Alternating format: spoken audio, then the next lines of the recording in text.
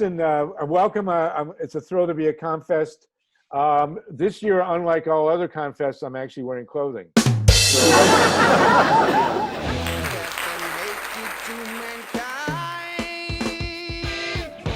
Poisoning their brainwashed minds. Oh, Lord, yeah.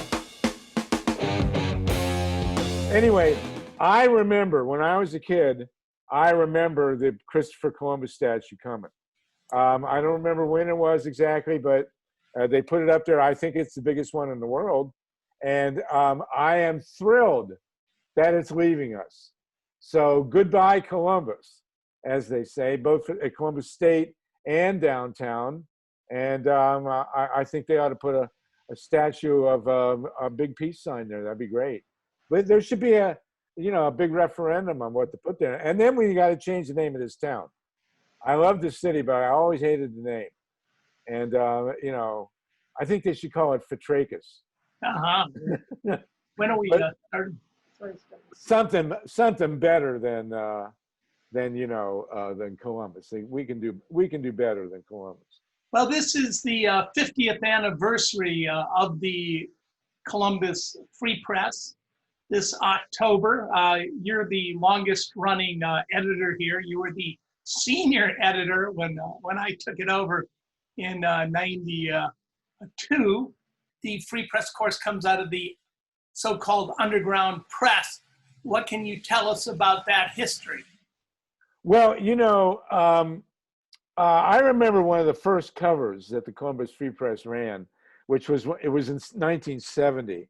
And it had Attorney General John Mitchell, who was quite a character, a very big right-wing guy, smoking a joint. I just thought that was so great. So I was lucky enough, I got involved way back when with the Liberation News Service, and we spread articles to newspapers all over the country, underground papers like the Free Press, but we were infiltrated by the FBI. We know this. This is one of those conspiracy theories that is a conspiracy fact. The Liberation News Service, which was sending articles to the Free Press and other newspapers, underground papers all over the country, J. Edgar Hoover had us personally infiltrated. And a long story short, and this is one of my favorite stories in all of human life, is that they broke up our news service, but we were thinking outside the box, and we moved part of the news service to a farm in Massachusetts. And that we wound up helping to pioneer the organic farming movement and then the no nukes movement. And I like to think that J. Edgar Hoover flips in his grave every moment to know that he is the godfather of the hippie organic farming and anti-nuclear movement. So that just goes to show, if you're smart enough and think outside the box, you'll beat them. So Bob, we had Dwayne Yeager, who kept the Free Press alive until you showed up, and you and Suzanne have kept the Free Press alive all these years, and it's tremendous. And then you had the foresight to get the freepress.org website a name. And for those of you who don't think you can make a difference in this world, I'm going to tell you two quick stories, Columbus-based. Number one, when I was a junior at Eastmore High School in the 1960s, there was a roller rink. This was 1962. This is almost 60 years ago. There was a roller rink at 18th and Main, which is now a vacant lot. And it was called Rollerland. And they would not allow black people in there. This is 1952, or 62, I'm sorry, 1962, for God's sakes. This is 8 years after the Brown versus Board of Education desegregation decision. And what they did was, you showed up and you couldn't just buy a ticket, you had to join a club, and then they let you in, right? So 3 white people, me and Alan Ross and Susan Wexner, picketed. Susan Wexner? I believe so. Is she related to Les? I think she's his sister, actually, but I haven't seen her since. And I asked Alan Ross if that was, in fact, Les Wexner's sister, and he said he didn't remember anything before 1980. So what can I tell you? Anyway, so we picketed, and we chanted, "Don't skate, integrate. And then they had us join because we were white and we went in. And as a result of what we did, they were forced to desegregate.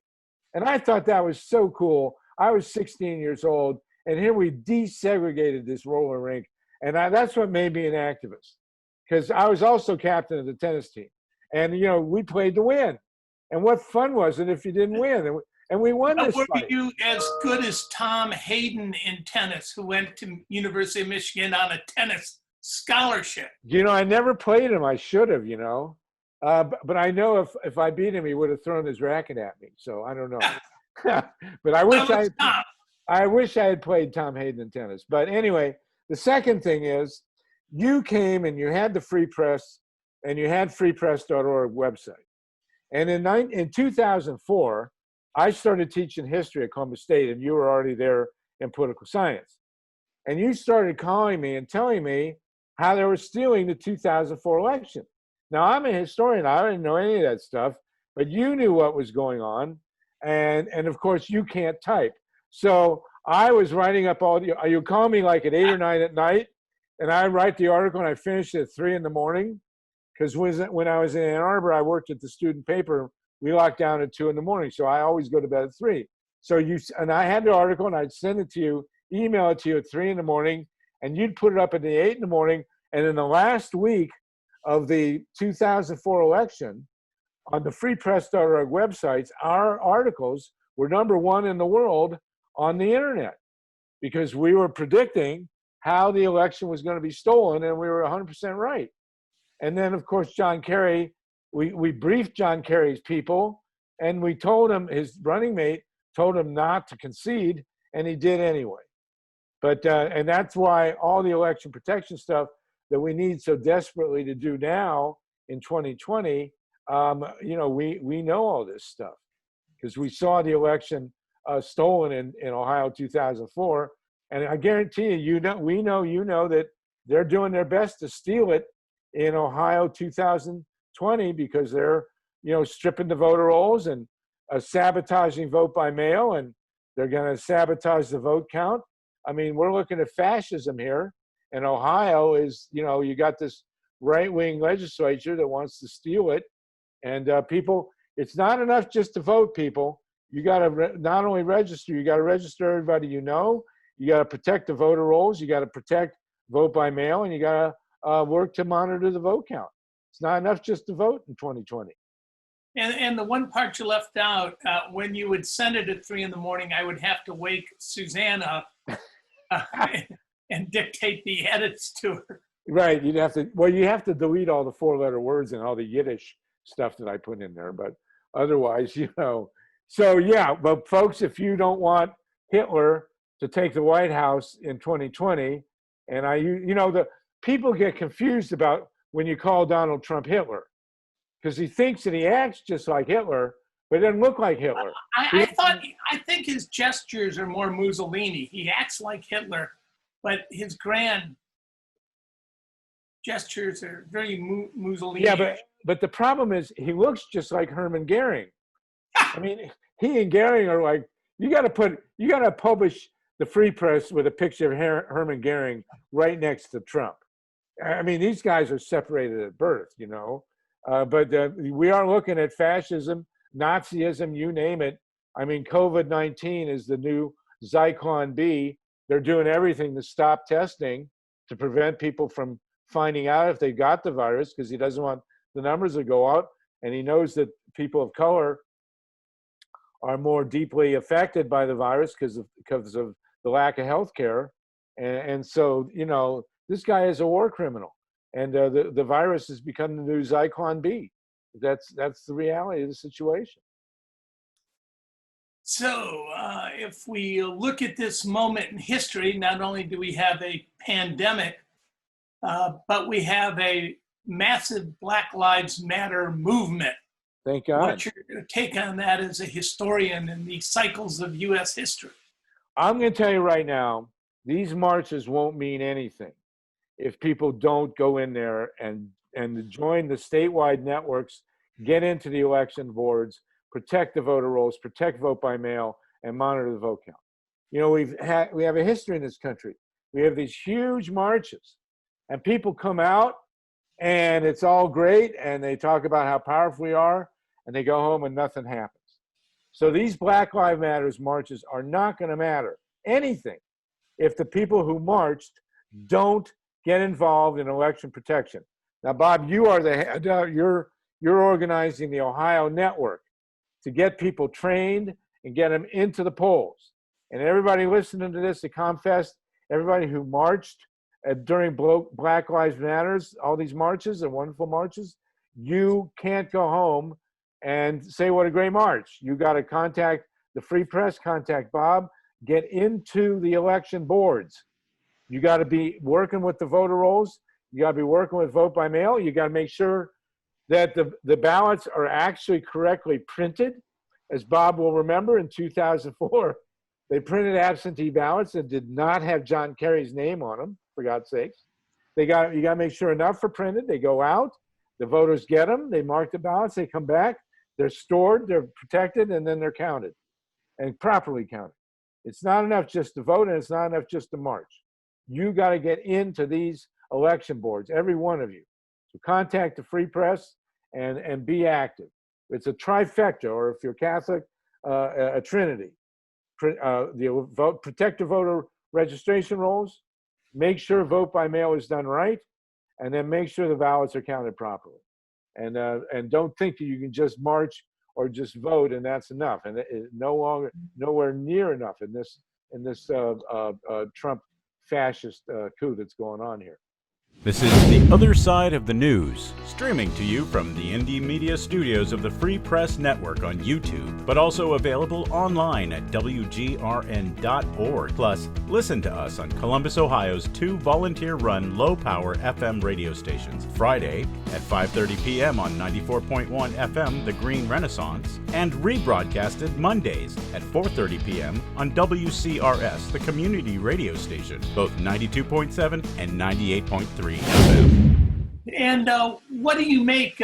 You were mentioning today the New York Times had an article on the city of Columbus and the Columbus statue. Oh, I think it's great that it's going to leave. I hope they melt it down. You know, it all gets recycled, and they make us. I mean, there are a million things you could do to put a statue there. I'd like to see a nice big peace and environmental sign, you know, or something like that, or maybe a pipe organ that people can play on that'd be fun, you know, something musical. It's just a wonderful thing that statue is leaving. He was a terrible guy, Christopher Columbus. He really was a terrible guy. He tortured people. The founder of the Western slave trade. Yes. A genocidal maniac. The Tanos Indians who he eliminated. He was so bad that the Spaniards actually arrested him for abusing the Indians. The Spaniards didn't arrest anybody for abusing Indians but him. I mean, I think he's the only guy. So no, and we got to change the name of the town. Maybe if you guys we could call it Woody. That would go over. It would have like an environmental. Well, there is a strain known as Woody, strain of marijuana, Woody Haze, Haze. That's good. Well, maybe the new statue could be a big reefer, you know, but something. But it's a great move that they're getting rid of that statue. We got to rename the town. You know, I lived in the town of Amherst, Massachusetts, or nearby, and we tried to. They got to change that name too. I mean, it's outrageous. So it's a really good thing. But folks, this election, man, and Ohio should be a swing state, but it's so corrupt. I mean, you have a legislature that's more anti-democracy than a Republican Secretary of State. I mean, that is really hard to do. So every inch of this election has to be fought. And you got to go into those, you got to connect with Bob, get trained, and go into the voting, to the election polls, to the boards of election, because otherwise we're cooked. You can't have a second term for Donald Trump and think that there's going to be anything resembling a democracy in this country or this world. The natural environment will not survive 4 more years of this guy. Well, do you remember back in 1992 when we wanted the Columbus statues taken down, and during the 500-year encounter with Columbus, Dennis Banks and all our Native American friends, when we tried to seize the Santa Marina? Yeah, the great Mark Welch was here at the time, and I remember you just shaking your fist and yelling at some cop. You're lucky he didn't shoot you, but you know, I was in the first row with Mark Welch when we tried to seize the boat, and I once told the story that we marched right into the police line, chest to chest, and Mark said no, it was belly to belly. Yeah, yeah, right. But you may remember we decided at the last minute to have a rally, and we called a rally on like 2 days' notice, and 300 people came, and Mark was on the front page of USA Today, because this was the biggest city in the country in the world named after this guy. But that's got to change. We got to get rid of him, rid of the name. I always liked Columbus, but I never liked the name. It's not fitting. I mean, Ben Franklin would be all right. We go belly to belly with him. Franklinton, the original name of the city. Right. But, still a neighborhood. We got to come up with something, good and original. But it's great the statue's going, and it wouldn't be going if it wasn't for all this marching. But if we don't protect the election, we are going to have this Hitler guy for forever, for the next 1,000 years. It'll be the 1,000-year Trump. So people, I'm taking it. It couldn't be more serious. You got to protect the voter rolls. Got to make vote by mail work, and got to do the vote count. And the only way it's going to happen is if you get trained and then go in there and be in this election for the next 4.5 months. That's all we got. I mean, I'm starting to think of countries where I could go to and seek asylum the day after if Trump, God forbid, prevails. Well, they're in Europe. They're talking about blocking U.S. citizens because of the virus. Yeah, absolutely. We have no universal health care. People can't get tested. You were telling me, you're eligible because of your age to be tested, but other people have to pay a lot of money if they don't have health insurance just to be tested. It's outrageous. Trump doesn't want people tested. Trump would rather have people die than have them tested, and then deny that it was the virus that killed them. Yeah, and to put it in perspective, how bad this could be. I mean, we're still rolling here. In 1918, the only president worse than Trump was Woodrow Wilson. And Woodrow Wilson was 100% responsible. I won't tell you the whole story, but he was 100% responsible for the pandemic of 1918. And in that pandemic, I mean, we've had 120,000 die so far here. 675,000 Americans died, and the country was less than a quarter the population. So if we have a repeat of what happened in 1918, 2.5 million Americans will die. 2.5 million Americans. And I just read an obituary today about a young woman, an African-American woman died. She was 35 years old. She was at the peak of her health. I mean, this is not just old people getting picked off here. So I will say quickly, what I'm doing 3 things. I'm taking zinc. Zinc, there is medical indication that zinc prevents the virus from lodging on your cells. Everybody should be taking zinc. I take a ton of vitamin C, which everybody should do anyway. But I'm taking 1,000 micrograms an hour. And there is statistical evidence that shows that people who have and are being treated in hospital, if they get mega doses of vitamin C, they do get out earlier. Now, I'm not selling vitamin C. I'm not medically recommending it, but I'm telling you anecdotally. And the final thing, I'm sure you'll all love this. I am breathing.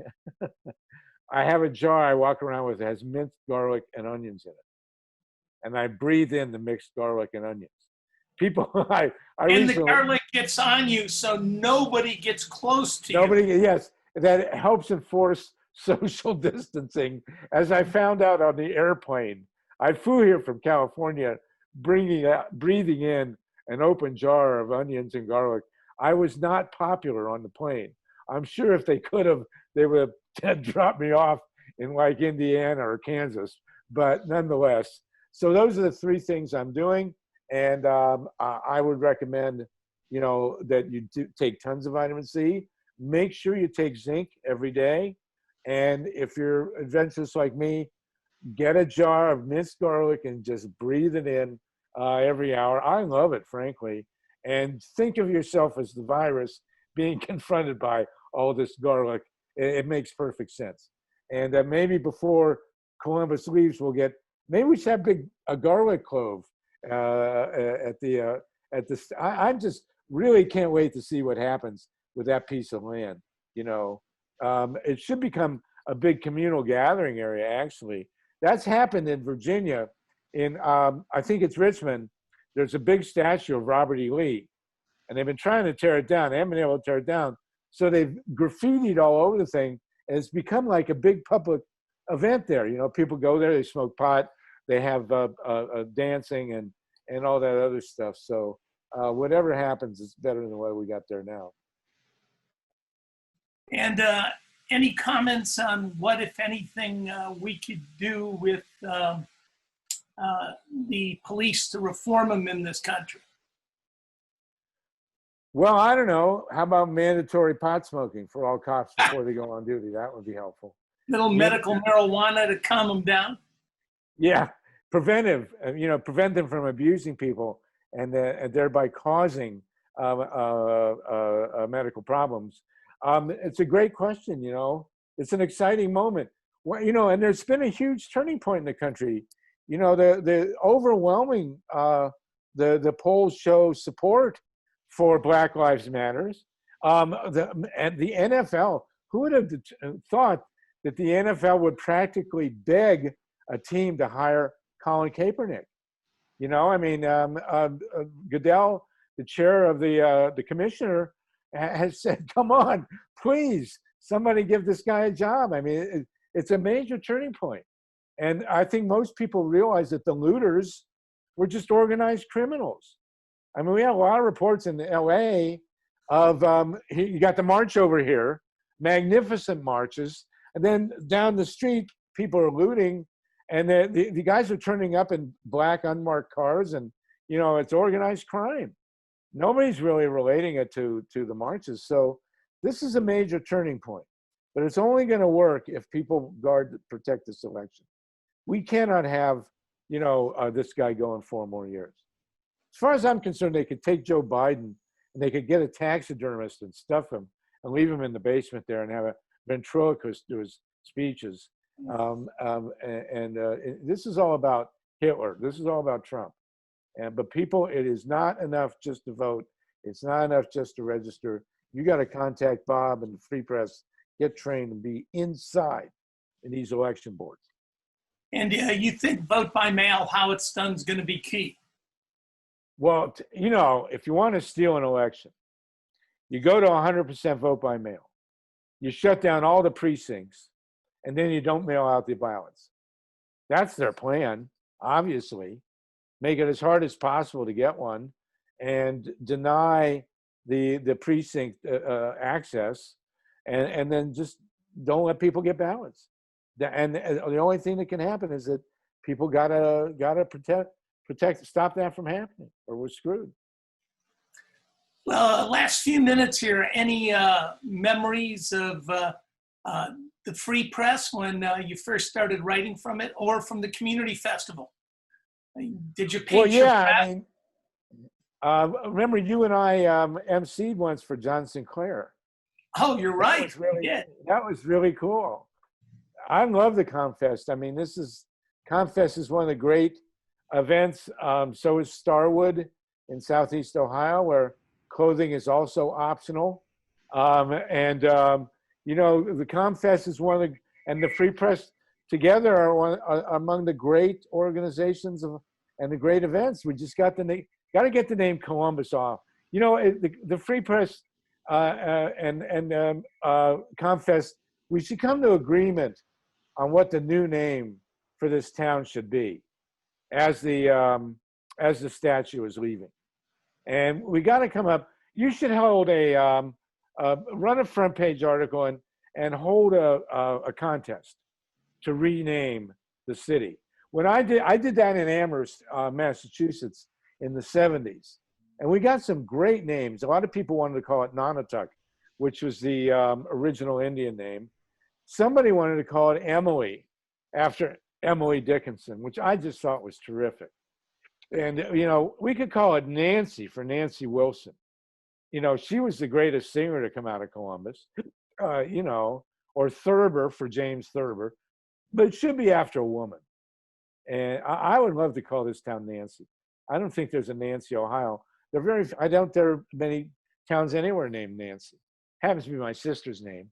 But, you know, let's come up with a better name. And really, Free Press should hold a contest and get the suggestions.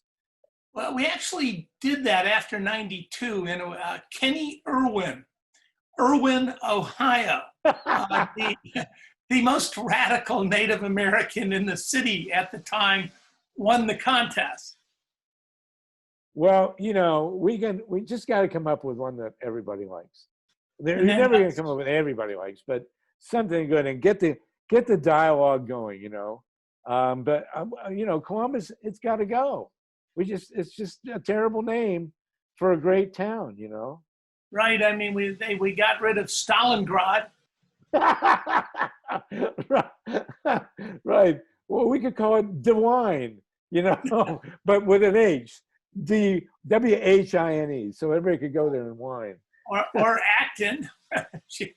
Acton, yes, and I want to extend my support to Amy Acton. She's very brave, and she did what needed to be done and paid a tough price for it. So my support goes out to her. But I'm sure ComFest people can come up with a name. Right, so that will be the contest, is the new name of Columbus. I think we're close to wrapping up. Any last words for the people? 50th anniversary of the Free Press and your first virtual community festival. It's been great, you know, and like I said, I came clothed this time. I look forward to next year's ComFest and when we have a new name for this town. And God help us, people, you got to get into the election boards. 4.5 months, learn everything about this election. Contact the Free Press. Go in there. It is not enough to vote, especially if you marched, then you got to get in there. It's hypocritical to have marched in these great gatherings and then not follow up. If you've got the consciousness, if you've got the commitment to go out there and march, then you got the obligation to save this election. And it can be done. We got no choice. I mean, if we can flip Ohio, that'll do it. And it's going to be tough, but we can do it. Well, thank you, Harvey Wasserman, for being on the Free Press Salon and on the radio show. Thank you. WGRN, the other side of the news, the side you're on. We'll take it. No nukes, everybody. And don't skate, integrate. All right. Thanks. All right, man. Thank you. It was fun. And hatred to mankind.